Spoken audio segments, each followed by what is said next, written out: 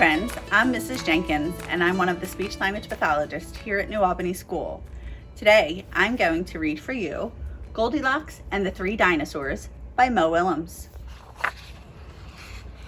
Once upon a time, there were three dinosaurs, Papa Dinosaur, Mama Dinosaur, and some other dinosaur who happened to be visiting from Norway.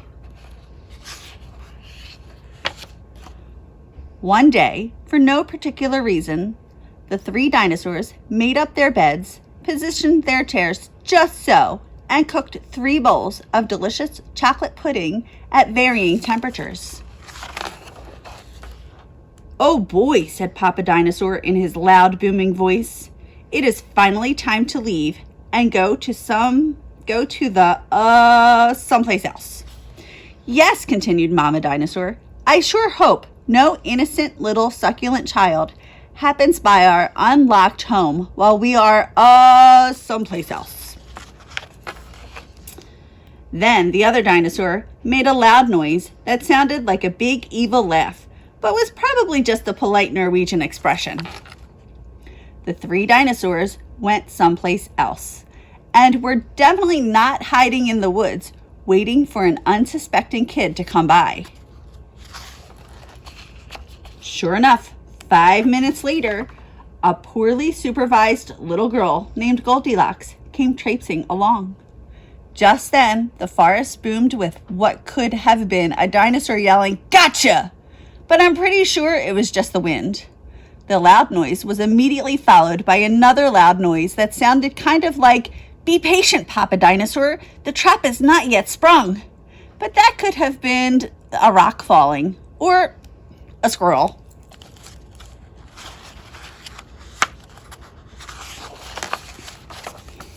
Either way, Goldilocks was not the type of little girl who listened to anyone or anything. For example, Goldilocks never listened to warnings about the dangers of barging into strange, enormous houses. So as soon as Goldilocks came across the strange, enormous house, she barged right in.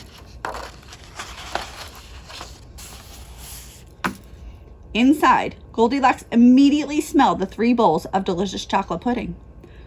Said Goldilocks. "That chocolate pudding smells delicious. If only I could get all the way up to the top of that counter."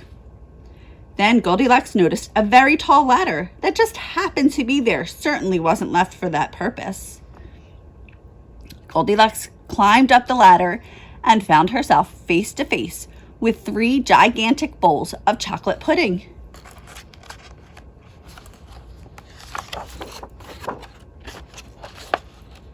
The first bowl of chocolate pudding was too hot, but Goldilocks ate it all anyway because, hey, it's chocolate pudding, right?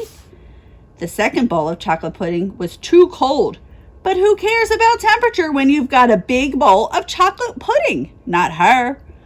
The third bowl of chocolate pudding was just right, but Goldilocks was on such a roll by now, she hardly noticed. Soon Goldilocks was stuffed like one of those delicious chocolate-filled little girl bonbons, which, by the way, are totally not the favorite thing in the whole world for hungry dinosaurs. Tired and groggy, Goldilocks noticed 3 chairs in the living room, so she climbed down the ladder and walked out of the kitchen. The first chair was too tall. The second chair was too tall. But the third chair was too tall. Goldilocks wasn't going to climb that high just to sit in some chair, so she hiked over to the bedroom. When she got there, Goldilocks noticed that the beds were also gigantically big. "What is going on around here?" groaned the exhausted girl. "The bears that live here must be nuts."